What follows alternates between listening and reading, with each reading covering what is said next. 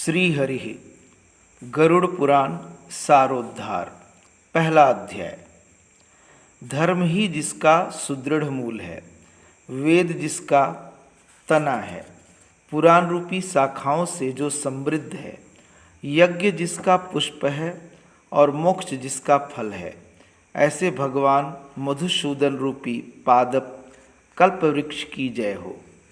देवक्षेत्र नैमिषारण्य में स्वर्गलोक की प्राप्ति की कामना से शौनकादि ऋषियों ने एक बार सहस्त्र वर्ष में पूर्ण होने वाला यज्ञ प्रारंभ किया।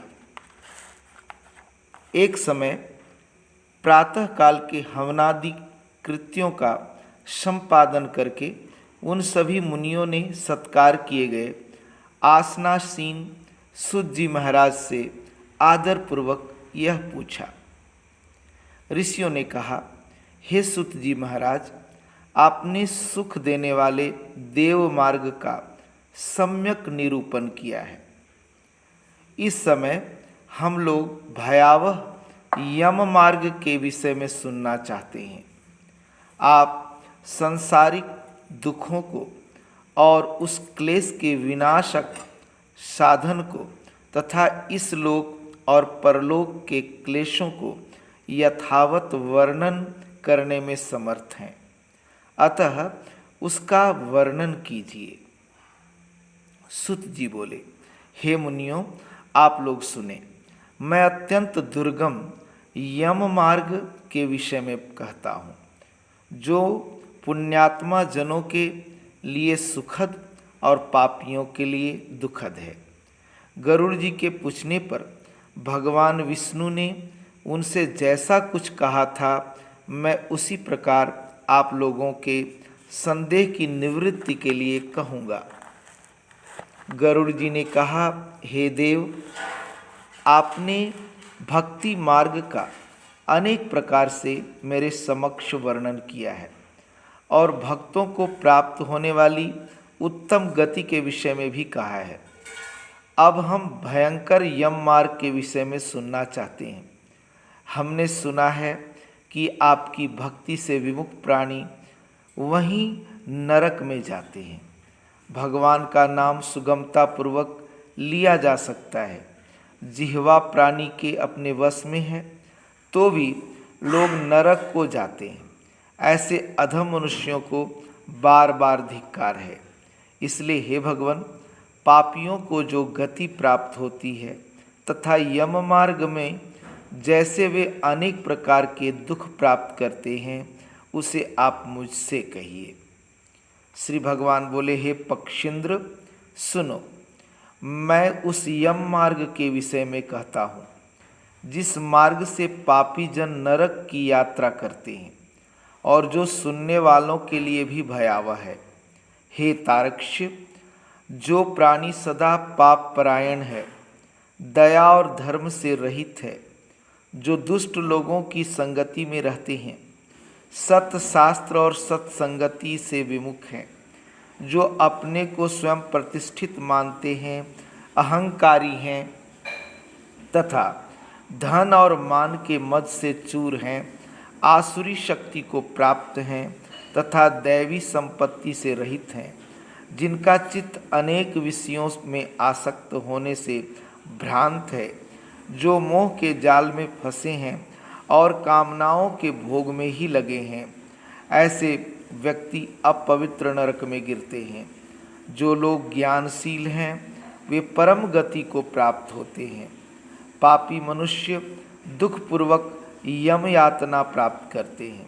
पापियों को इस लोक में जैसे दुख की प्राप्ति होती है और मृत्यु के पश्चात वे जैसी यम यातना को प्राप्त होते हैं, उसे सुनो। यथोपार्जित पुण्य और पाप के फलों को पूर्व में भोग कर कर्म के संबंध से उसे कोई शारीरिक रोग हो जाता है।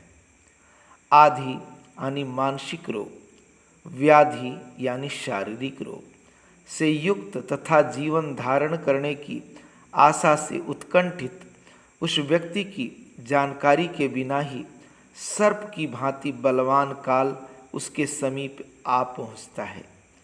उस मृत्यु की समाप्ति की स्थिति में भी उसे वैराग्य नहीं होता। उसने जिनका भरण पोषण किया था उन्हीं के द्वारा उसका भरण पोषण होता है।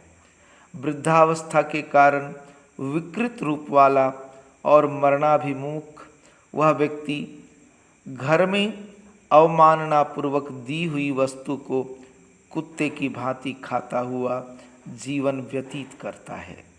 वह रोगी हो जाता है, उसे मंदाग्नि हो जाती है और उसका आहार तथा उसकी सभी चेष्टाएं कम हो जाती हैं। प्राणवायु के बाहर निकलते समय आंखें उलट जाती हैं, नाड़ियां कफ से रुक जाती हैं, उसे खांसी और श्वास लेने में प्रयत्न करना पड़ता है तथा कंठ से घुर-घुर से शब्द निकलने लगते हैं। चिंतामग्न स्वजनों से घिरा हुआ तथा सोया हुआ वह व्यक्ति कालपास के वशीभूत होने के कारण बुलाने पर भी नहीं बोलता। इस प्रकार कुटुंब के भरण पोषण में ही निरंतर लगा रहने वाला अजितेंद्रिय व्यक्ति रोते बिलखते बंधु बांधवों के बीच उत्कट वेदना से संज्ञा शून्य होकर मर जाता है। हे गरुड़, उस अंतिम क्षण में प्राणी को व्यापक दिव्य दृष्टि प्राप्त हो जाती है, जिससे वह लोक परलोक को एकत्र देखने लगता है। अतः चकित होकर वह कुछ भी कहना नहीं चाहता। यमदूतों के समीप आने पर सभी इंद्रियां विकल हो जाती हैं, चेतना जड़ीभूत हो जाती है और प्राण चलायमान हो जाते हैं।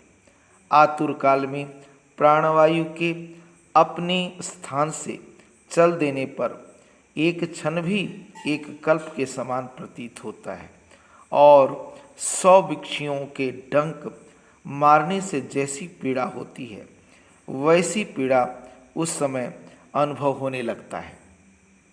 वह मरणासन व्यक्ति फेन उगलने लगता है और उसका मुख लार से भर जाता है।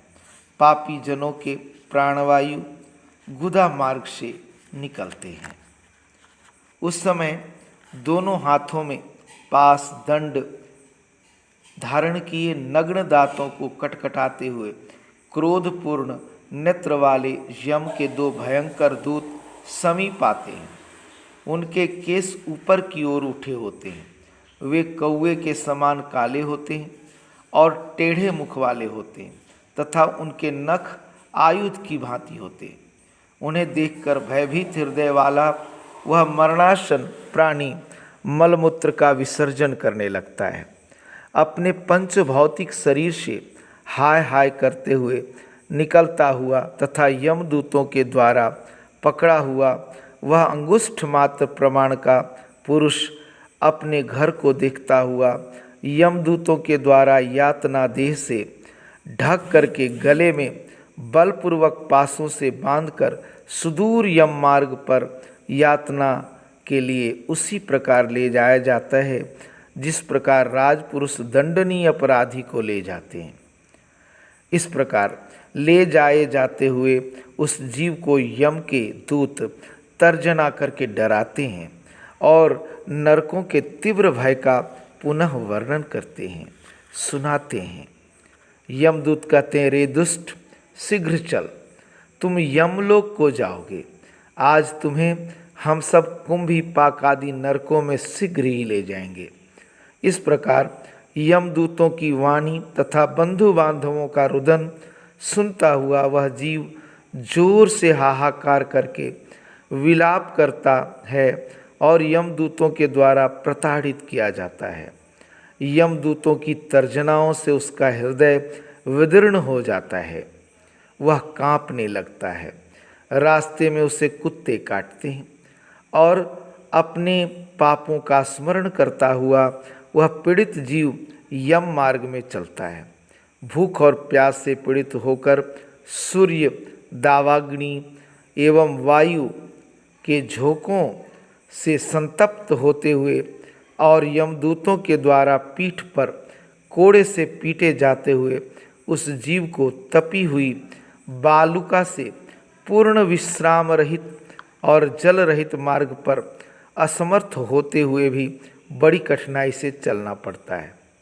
थक कर जगह जगह गिरता है और मूर्छित होता हुआ वह पुनः उठकर पापी जनों की भांति अंधकारपूर्ण यमलोक में ले जाया जाता है।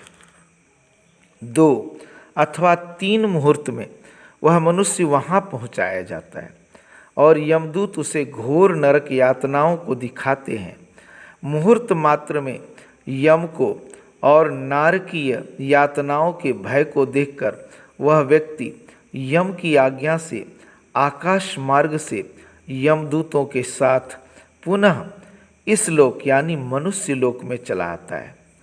मनुष्य लोक में आकर अनादि वासना से बद्ध वह जीव देह में प्रविष्ट होने की इच्छा रखता है, किंतु यमदूतों द्वारा पकड़कर पास में बांध दिए जाने से भूख और प्यास से अत्यंत पीड़ित होकर रोता है। हे तारक्ष, वह पातकी प्राणी पुत्रों से दिए हुए पिंड और आतुर काल में दिए हुए दान को प्राप्त करता है, तो भी उस नास्तिक को तृप्ति नहीं होती।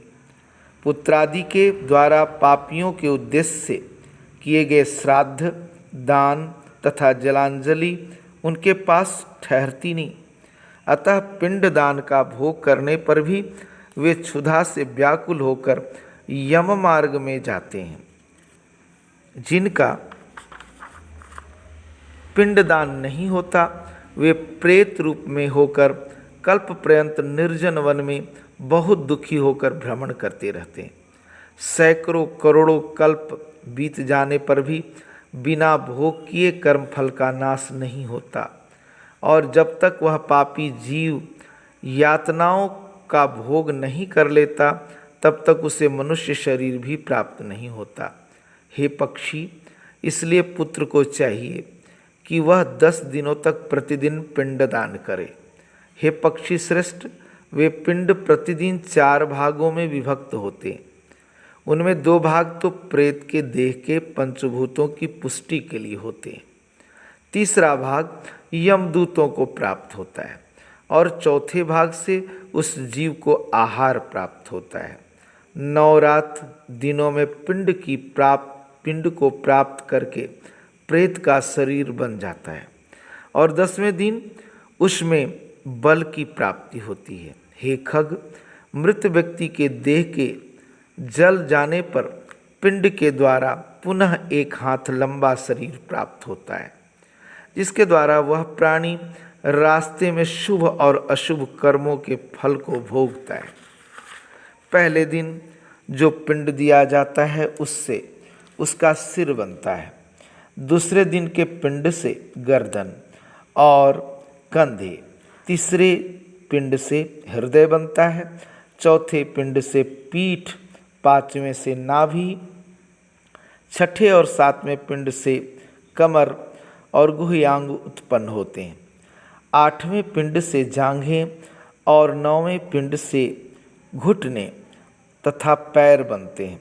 इस प्रकार 9 पिंडों से देह को प्राप्त करके 10वें पिंड से उसकी क्षुधा, भूख प्यास ये दोनों जागृत होती हैं।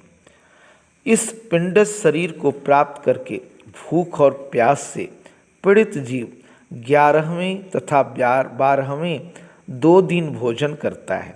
13वें दिन जमदूतों के द्वारा बंदर की तरह बंधा हुआ वह प्राणी अकेला उस यम मार्ग में जाता है। हे खग, बैतरणी छोड़कर यमलोक के मार्ग की दूरी प्रमाण 86,000 योजन है। वह प्रेत प्रतिदिन रात दिन में 247 योजन चलता है। मार्ग में आए हुए इन 16 पुरों नगरों को पार करके पातकी व्यक्ति धर्मराज के भवन में जाता है। सौम्यपुर, दूसरा सौरीपुर, तीसरा नगेंद्र भवन, चौथा गंधर्वपुर, 5वां शैलागम, 6ठा कौंचपुर, 7वां क्रूरपुर, 8वां विचित्र भवन, 9वां बहलापदपुर, 10वां दुखदपुर, 11वां नाना क्रंदपुर, 12वां सुतप्त भवन, 13वां रौद्रपुर, 14वां पयोवर्षणपुर, 15वां सीताढ़्यपुर तथा 16वां बहुभीतिपुर को पार करके इनके आगे यमपुरी में धर्मराज का भवन स्थित है। यमराज के दूतों के पासों से बंधा हुआ पापी जीव रास्ते भर हाहाकार करता रोता हुआ अपने घर को छोड़ करके यमपुरी को जाता है। इस प्रकार गरुड़ पुराण के अंतर्गत पापियों के इस लोक तथा परलोक के दुख का निरूपण नामक पहला अध्याय पूरा हुआ।